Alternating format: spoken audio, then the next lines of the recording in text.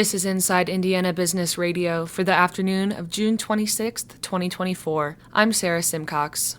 Officials in Fort Wayne have announced a plan for $30 million renovation of the Robert Goldstein Performing Arts Center in the city's downtown.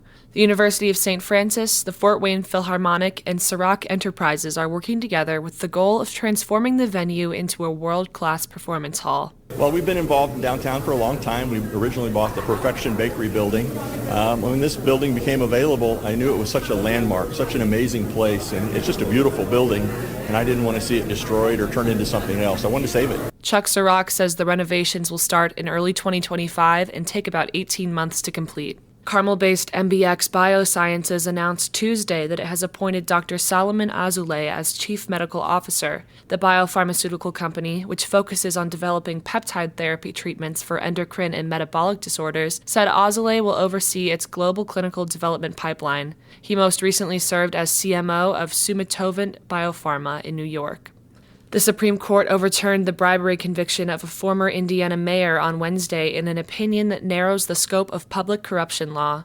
The High Court's 6-3 opinion along ideological lines sided with James Snyder, who was convicted of taking $13,000 from a trucking company after prosecutors said he steered about $1 million worth of city contracts the company's way. Snyder, a Republican, has maintained his innocence, saying the money was payment for consulting work. His attorneys argued before the High Court that prosecutors hadn't proved there was a quid pro quo exchange agreement before the contracts were awarded, and that prosecuting officials for gratuities given after the fact unfairly criminalizes normal gift giving. From the number one source for Indiana business news, this is Inside Indiana Business Radio. IBJ Media, Inside Indiana Business, and the Indiana Economic Development Corporation invite you to the Engage Indiana series, presented by CareSource, Indiana University, and Old National Bank. With an unrelenting focus on growing Indiana's economy, we'll dive into each region's unique challenges and distinct opportunities for growth. 9 regions, 1 goal. Indiana's bold future starts here. Discover more and register at ibj.com/engage. The South Bend Elkhart Regional Partnership graduated its 7th cohort of entrepreneurs from the Hustle SBE program on Tuesday at the St. Joe County Public Library. With a focus on women and minority entrepreneurs, the Business Boot Camp fosters peer connections and supports accountability among business owners in the region.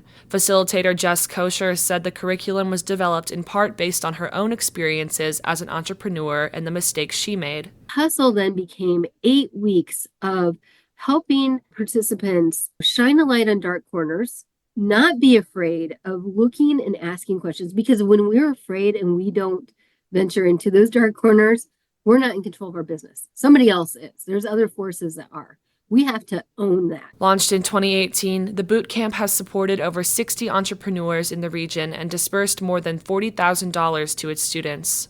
Hoosiers shopping for their 4th of July cookout will see slightly lower prices this year, according to the Indiana Farm Bureau. The organization's annual Summer Cookout Market Basket shows residents are paying an average of $68.33 for a cookout feeding 10 people this summer, a 2% decrease from last year. The INFB Summer Cookout Market Basket Survey was conducted in early June by volunteer shoppers across the state who collected prices on specific food items from one of their local grocery stores.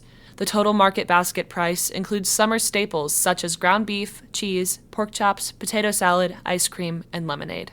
A new study shows that the health and life sciences sector in the Evansville region has contributed nearly $1 billion to the regional economy. Tyler Stock with the Evansville Regional Economic Partnership says that is largely due to the Stone Family Center for Health and Life Sciences, which opened in 2018. The study really highlighted that we are the fastest growing health and life science sector among the peer markets mentioned in the report. But it really showed that we, in terms of the number of graduates that we're producing per capita, we're competing with the best of the best. And it really has catalyzed our ability to grow our residency programs, which has been just a huge asset to growing and continuing to pour into and investing in our health and life science sectors. The study found that approximately 500 graduate-level medical and health science students are being educated at the center, and the number of residents in training grew from 18 to 116 over a 9-year period.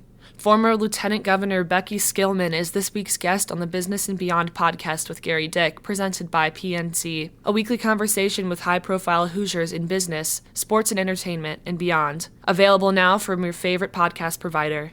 I'm Sarah Simcox for Inside Indiana Business Radio on Demand.